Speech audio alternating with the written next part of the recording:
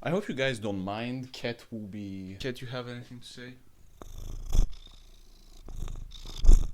Anyways, tea. I've always liked tea. I really enjoy tea. I drink a cup almost every single day. But I've always wondered, what is the difference between black and green tea? Well, it's very simple really. The Industrial Revolution. Nah, I'm fucking with y'all. Tea has defined each individual culture over thousands of years. From its roots in China to the Lipton packets of America. Tea has had a significant amount of history. Of course, originating from China, Britain wanted it, and they got it by paying silver to the Chinese.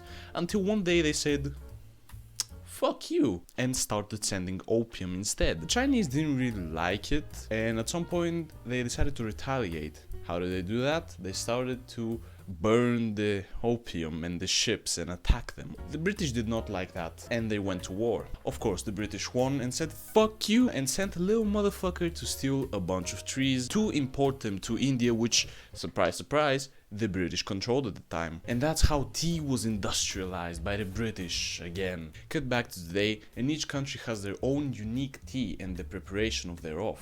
But we are not here for that. I'm here to try and teach you the main 4 types of tea. The first thing you need to know is that tea is processed by heating it, pan frying it, or by sun drying. This is called withering and oxidization. That is how it's preserved, and that's the main difference between teas. Black tea, for example, has been historically used for long-term storage, as it's the most dried or heated, it lasts for longer. So the difference between the 4 main types of tea is how long they have been oxidized for, how they have been withered and or rolled up. And funnily enough, they're all the same plant, which is weird because I always thought that black, green and any other type of tea is just different types of plants. Turns out no. The main plant that was discovered in China is Camellia sinensis and Camellia thaliensis. Anyways, let's begin with black tea. Black tea is the most oxidized and the most withered.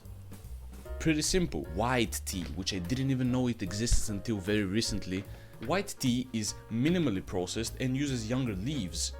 You know, for the pedo tea enjoyer. Green usually isn't processed almost at all, not withered, not dried, but in our Western culture, it's forced to be dried for longer storage, and what you get in tea packets is almost never actual green tea. And then we have oolong, pronounced woolong, which translates to dark dragon tea.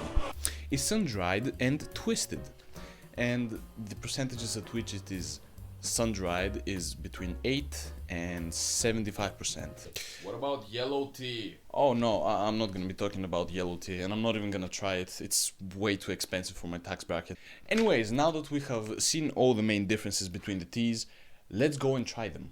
So, I've got here my teas, I've got my clear cup so I can show you the color once it has finished.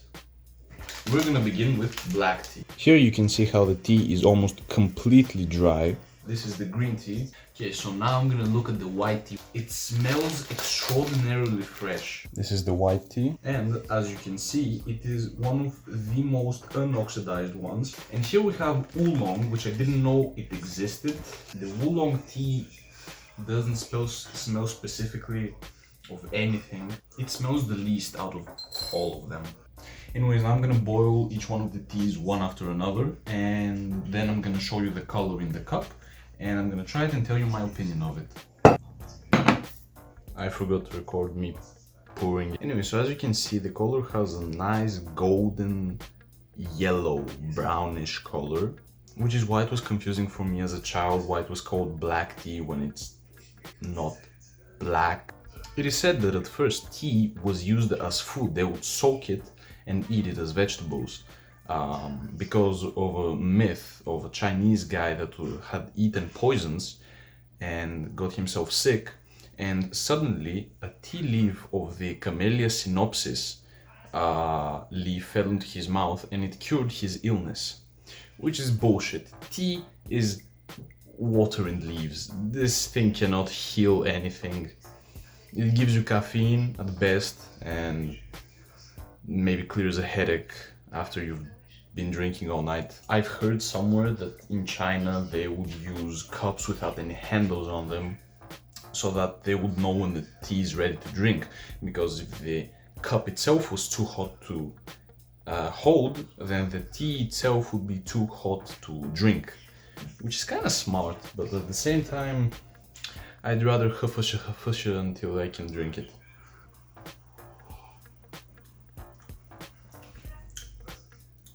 Wow, it's bitter. Whoa, it's bitter.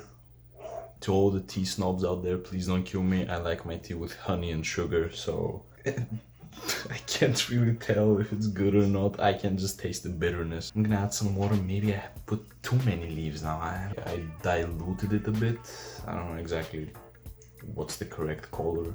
I'm not a tea expert. I just did 5 minutes of research and learned the history and how it works. I don't know. Just very bitter. Anyways, as I'm going to the next thing, I'm gonna rate the black tea 6 out of 10. I think that there's definitely a market for it. I think it definitely can be made good. I might just not like plain tea. I prefer it with sugar. Like the fat fuck I am.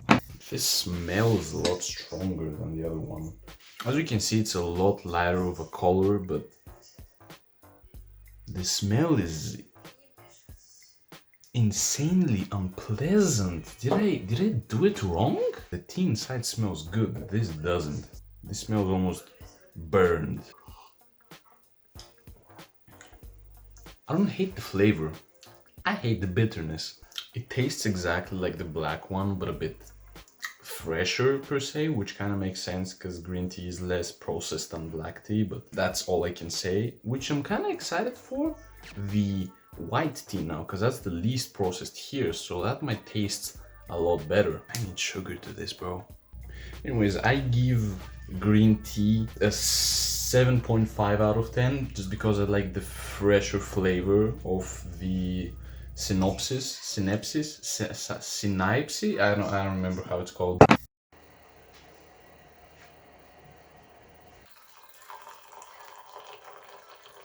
This is so far the lightest in color. Oh, and it smells the best as well.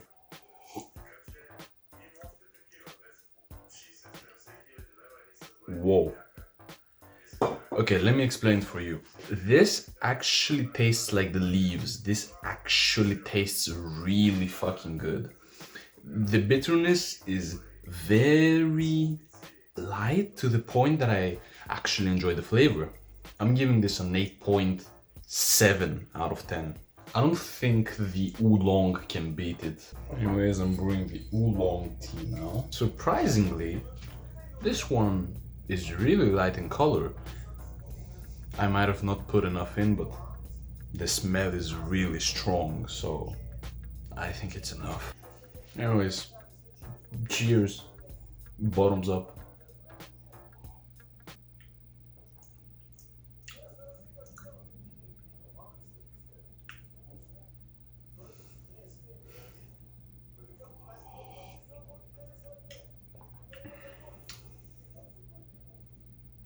I'm really disappointed.